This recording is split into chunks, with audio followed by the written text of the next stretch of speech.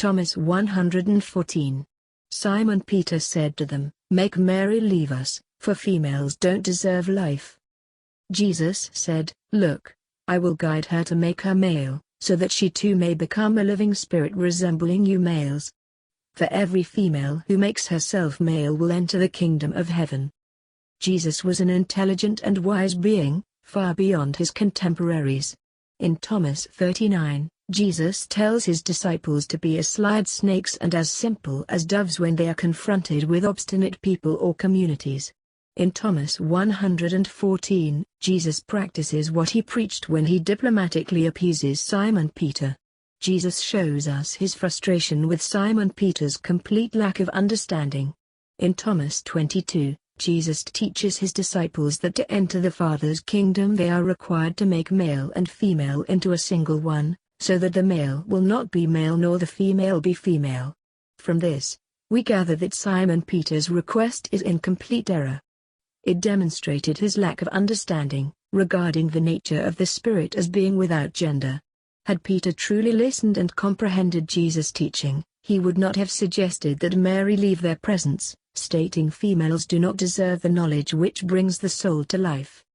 In response to Simon Peter's request, the frustrated Jesus relents with the statement, "Look, I will guide her to make her male, so that she too may become a living spirit resembling you males." This part of the statement is very telling, when we keep in mind Thomas 22. In this context, Jesus' words appear out of place and contradictory. However, what the statement shows us is the way he understood whom he was dealing with, in that time. These were predominantly narrow-minded misogynists. This statement recognizes that most of Jesus' disciples would not be capable of separating the flesh from the spirit.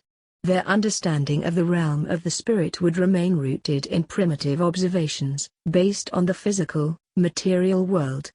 Their primal desire to assert their gender-based dominance is another aspect of the lion we see in Thomas 7.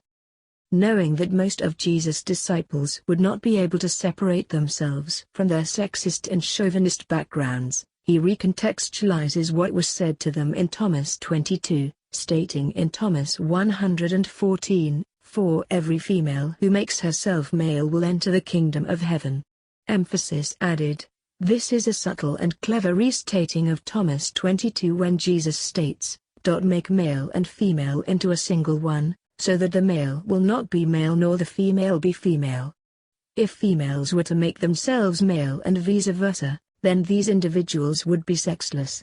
This androgynous state is the nature of the spirit.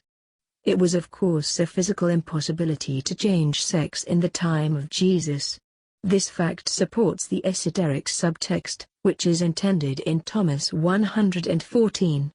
It is a subtext that was incomprehensible to most of Jesus' contemporaries. It is an appropriate metaphor to have this saying at the end of the Gospel of Thomas. It describes the obstacles Jesus encountered in his time, which continued for many centuries after his death. Indeed, much has been written by scholars regarding how the Christian faith might have looked if the attitude we see in Thomas 114 was not the prevalent one. Perhaps the Christian orthodoxy would have been a progressive and inclusive group of institutions, which nurtured the growth of the individual soul. This is something we will never know. What we do know is that the subject matter and tone of Thomas 114 is unlike all the other sayings in the Gospel of Thomas, so it is easy to think it may not actually be a part of the original text. When we consider the strategic position it holds in this Gospel, we can look at it as a prophetic marker. It was, and to a large extent, in the embryonic 21st century, still is, an indication of the narrow-minded view men hold on to. It was this narrow point of view Jesus had to contend with throughout his life and his ministry in this realm. Having this particular saying at the end of the Gospel of Thomas should remind the reader of the reasons why this Gospel was delivered in such a cryptic manner. Through the puzzling language and obscure symbols in the Gospel of Thomas, these teachings were protected. They were protected from those who could be consumed by the lion, the thing that represents the nature of this realm, and the people who were or are ignorant. Thomas 7.